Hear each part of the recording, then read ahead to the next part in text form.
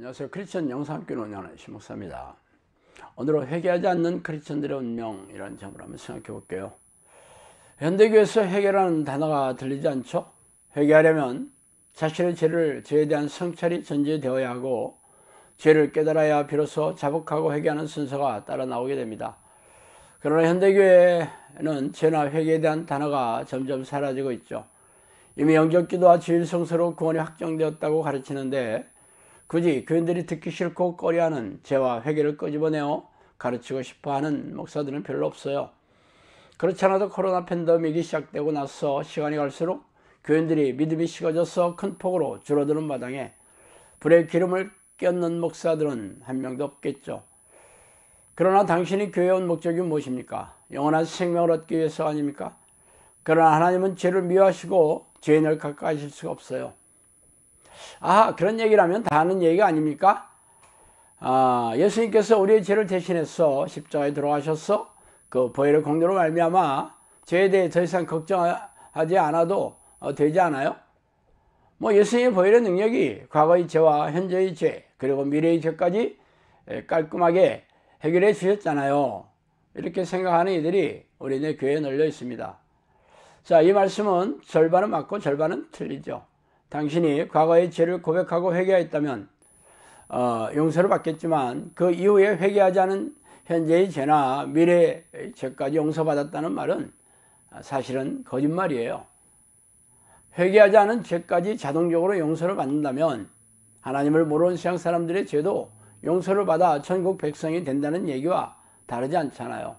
계시록에서 예수님은 5개의 초대교회를 향해 회개하며 돌이키지 않으면 생명책에서 이름을 지워버리겠다는 경고를 하고 계시죠. 그렇다면 초대교회 교인들이 이 과거에 회개하지 않아서 이런 말씀을 하셨겠어요? 그런데 상당수 현대교회에서 이런 말도 안 되는 구원관을 가르치고 있으니 참 안타까운 일입니다.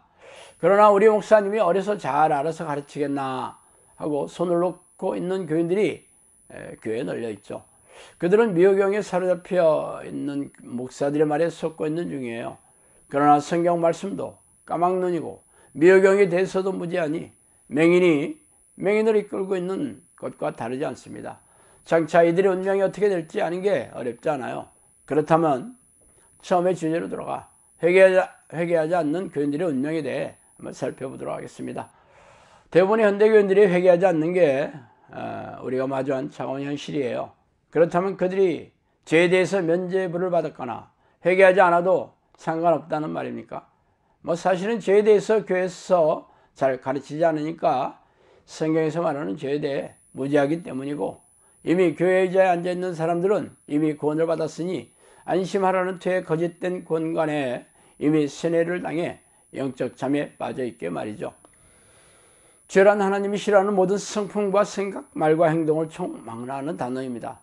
아담의 후예인 인간들은 이미 죄에 오염이 된 자아를 지니고 태어났기에 죄에 대해 자유로운 사람이 단 한 명도 없다고 선포하고 있어요. 그런데 교회를 다닌다고 해서 이 죄성마저 사라져 버릴 수가 없겠잖아요. 죄를 덮어둔다고 죄가 없어지겠어요? 다른 성경 구절로 물타기를 한다고 해서 예수의 말씀이 없던 게 되겠습니까? 기록된 바 의인은 없나니 하나도 없으며 깨닫는 자도 없고 하나님을 찾는 자도 없고 다 치우쳐 함께 무익하게 되고 선을 행하는 자는 없나니 하나도 없도다. 로마서 3장 10절에 12절입니다.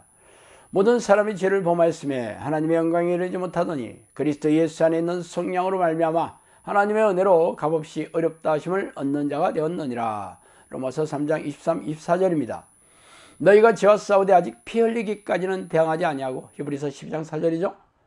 자, 그렇다면 이 세 구절의 말씀을 생각해 봅시다. 성경은 모든 사람이 죄인이라고 선포하고 있습니다.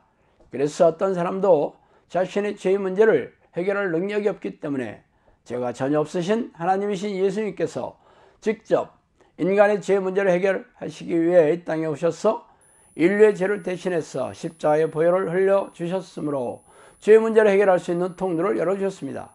그래서 예수 그리스도의 보혈의 공로로 의지하여 자신의 죄를 고백하고 회개하면 하나님께서 죄를 묻지도 기억하지도 않으시고 깨끗하게 용서해 주신다고 약속해 주셨기 때문입니다.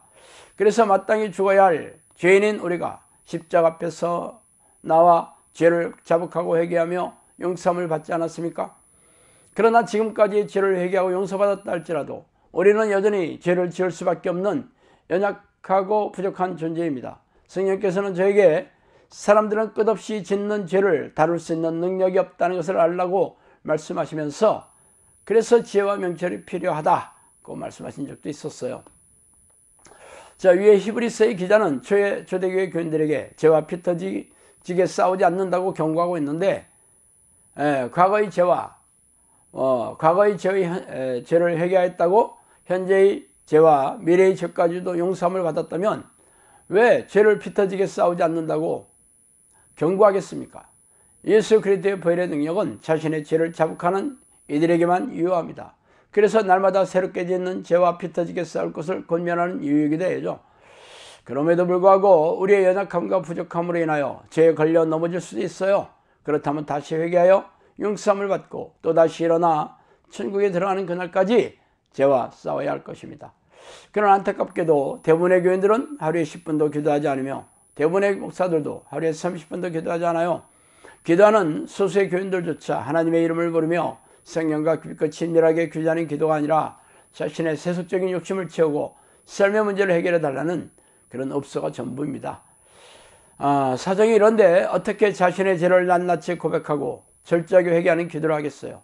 이렇게 기도하지 않아도 괜찮다고 생각하며 자신의 죄를 회개하지 않아도 천국에 간다고 철새까지 믿고 있으니 땅을 치고 동탄할 일이 아니고 무엇이겠습니까?